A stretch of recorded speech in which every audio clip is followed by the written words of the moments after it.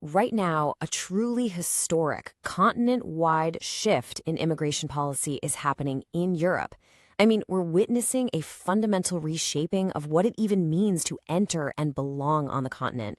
It's a change so profound, it's really redefining Europe itself. This quote just perfectly captures the drama of the moment. This isn't some minor tweak or adjustment we're talking about.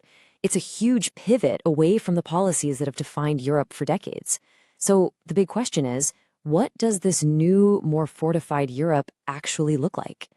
Okay, so what we're looking at here is a really clear shift from then to now. That whole era of welcome culture, well, that's giving way to a new focus on strict enforcement. Open doors are being slammed shut and replaced by tightened high-tech borders. And where the big debate used to be all about integration, now it's increasingly centered on deportation. And this is all being driven by a pretty complex mix of concerns over safety, economics, and, of course, national identity. All right, so the first chapter of this whole story really unfolds on Europe's eastern edge. And this is where the very definition of a border is being physically and technologically completely redrawn. And what's really striking here is just how specific and tech-focused these measures are. I mean, look at this. Latvia is rolling out drones and sensors, Finland is building a massive border fence, and they're citing something they call a hybrid influence operation from Russia. So what does that mean? Well, it's essentially them saying that Russia is using migration flows as a political weapon. And then you have Poland, which has taken probably the most concrete step of all. 400 kilometers. Let that sink in for a second. To give you some perspective, that's about the distance from Paris to Brussels. So this isn't just a fence, right? It's a massive physical statement. It's a barrier that's reinforced with advanced technology, and it's designed to almost completely seal that border.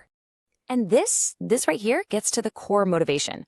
For these governments, border control isn't just about immigration anymore. It's become an issue of national defense. It's a direct response to that 2021-2023 crisis, where they firmly believe that migration was actively being weaponized against them. But this hardening of borders, it's not just happening in the east. If we look to the southern front, you've got countries like Italy and Greece, the primary entry points from the Mediterranean, and they are deploying some entirely new tactics.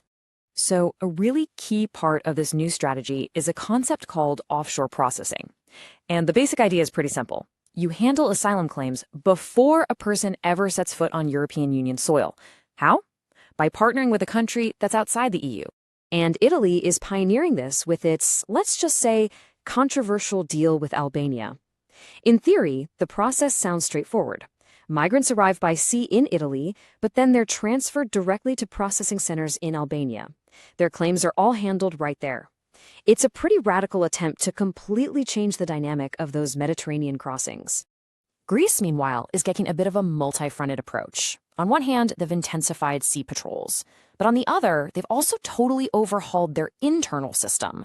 They're trying to make asylum decisions and the deportations for those who are rejected happen much, much faster. The whole goal here is to prevent those overcrowded camps that really defined the earlier crisis. Now, it goes without saying, these policies are facing some really intense criticism. Human rights organizations are raising major alarms. They're arguing that tactics like pushbacks, which is basically forcibly preventing migrant boats from reaching the shore, could violate international law and Europe's fundamental obligations to asylum seekers. But maybe the most surprising part of this entire story is what's happening inside the very nations that were once Europe's most famously welcoming. I mean, this table really tells the story of that dramatic reversal. You've got Germany, which was once the symbol of welcome culture, now focusing on fast-track deportations. Then there's Sweden, with its deep humanitarian legacy, now moving to end benefits for people without legal status. And France? They've just passed one of their toughest immigration laws in modern history. These are just profound, profound policy reversals. So why the huge change? Well, it's really a response to immense internal pressure. Think about it.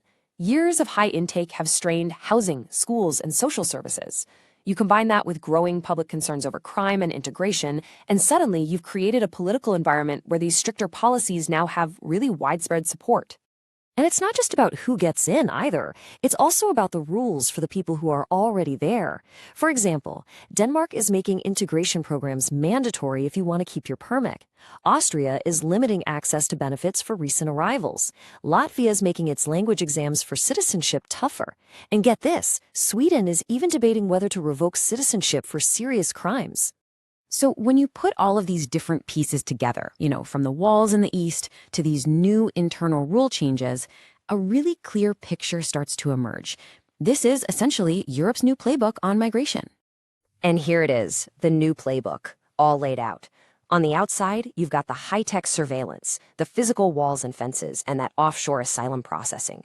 And on the inside, accelerated deportations, tougher citizenship and residency rules, and reduced social benefits for newcomers. When you look at it all together, it's a really consistent, continent-wide move toward deterrence and control. And this brings us right to the heart of the central debates. On one side, you have supporters who see all of this as a necessary, pragmatic return to order. They argue that a state must be able to control its borders. But on the other side, critics see it as a full-scale retreat from the very humanitarian values that modern Europe was built on. Ultimately, what we're all witnessing here is a fundamental recalibration. That delicate balance between compassion for people in need and a government's desire for control, well, that balance is shifting, and it's shifting decisively towards control. And in doing so, it's changing the very idea of what Europe is as we've known it. So that leaves us with a really critical question for the future, doesn't it? As Europe fortifies its borders and completely rewrites its laws, is this a continent that's simply reasserting control in a turbulent world? Or is it retreating from the very values of openness and humanity that have defined it for so long?